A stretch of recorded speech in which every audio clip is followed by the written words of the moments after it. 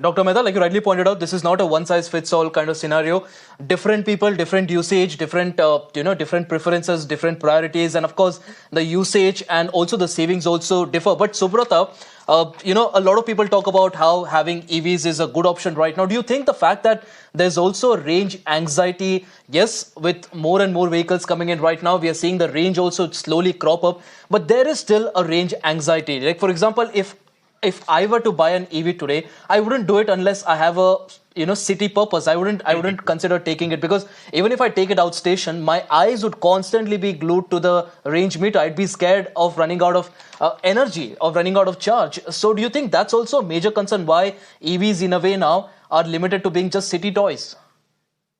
Yes, to some extent, yes. I won't say city toys, but primarily, if you look at the private usage of vehicles, it's primarily a second vehicle, or where it is very clearly defined that it is going to be used only as a limited area vehicle. Right. So if it's I know of certain instances where maybe it's an old couple who use EVs only for short hauls, visit to the doctor's clinic, to the market, etc. So those kind of applications, I've heard of some applications like this. But if you look at a primary car of a household, then obviously there is a need, or there is a, even if it's not used, there's a perceived need of a greater range, and EV would find it difficult to crack. But I think what Dr. Mehta also mentioned, that there is a sitting duck here, which is public transport. So you have seen what is happening with Blue Smart in Delhi and Bangalore, and increasingly you are also seeing Ola Electric and electric fleet of Uber and so on and so forth. So I think that is something which is changing and which will change quickly. So if you look at it, from that angle, then even in the four-wheeler segment, about 20% of the vehicles are actually commercial used as taxis. If you see the usage, and you have another solid 10-15% which is second or third vehicle in the family, right? And if you see in the Indian market also, the segment which has converted quickest to EVs has been the luxury segment. So the BMWs and such like. Correct. I mean, a large portion of their sales are EVs, right? And that has happened because most of it is the second or third vehicle in the family, and is moving. Now, what does it take to make EV Correct. A viable option for the average user? I think one of the points that Munas mentioned about charger is valid. Home charging is important, but also increasingly what you are finding is that in office areas you are getting bays dedicated for chargers, right?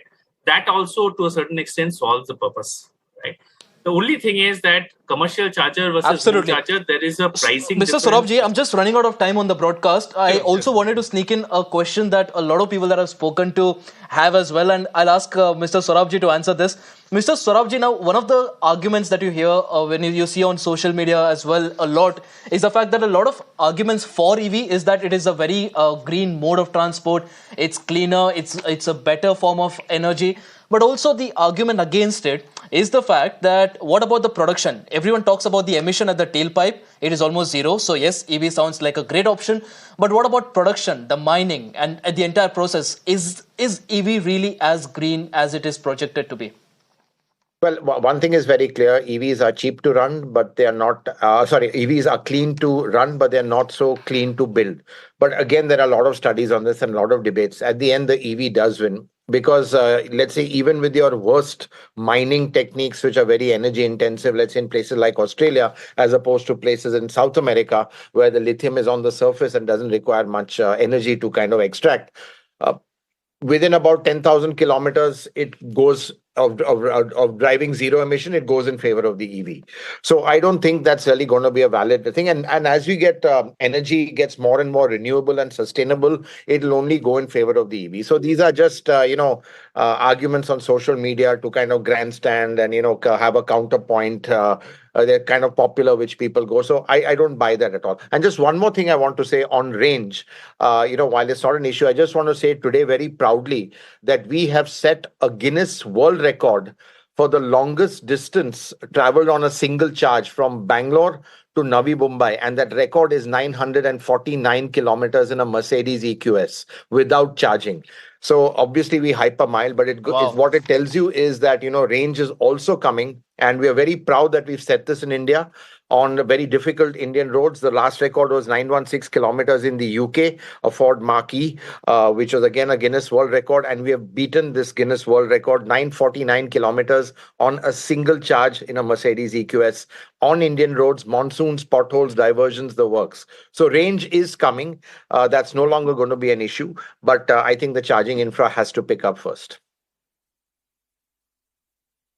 Absolutely. Mr. Saurabhji, in fact, this reminds me, I in fact did pose a question a long time ago to Mr. Nitin Gadkari about this. And one of the things that he had to say is the fact that this is a new technology. It needs a lot of hand holding, and the government is here to do it and ensure that it prospers as per expectations, and also it is the future. And in fact, the government seems to be doing that as well. And also the manufacturers are also coming out with new technologies that is now making the entire EV technology more cleaner, more greener, and much more efficient. Gentlemen, appreciate you joining us on the broadcast for this very interesting discussion here.